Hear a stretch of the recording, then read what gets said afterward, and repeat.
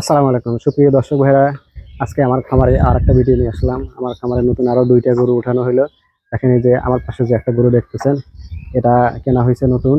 ভিতরে আরেকটা আছে, চলেন দেখতে থাকি।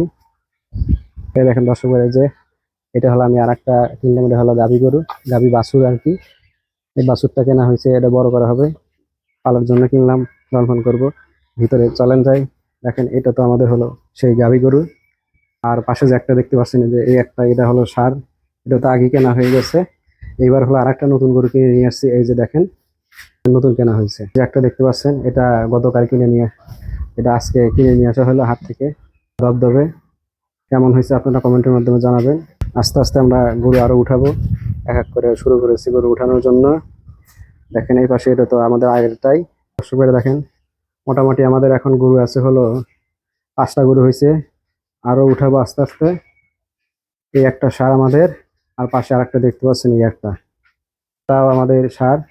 আর এটা তো হলো আমাদের হলো, এটা হলো আমাদের গাভী গরু, এটা আমাদের নিজস্ব গাভী, নিজস্ব।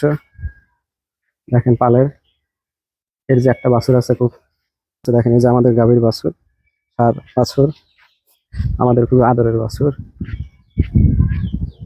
আমাদের খামারের আপডেট, মূলত হলো এটা আমাদের খামার। এই যে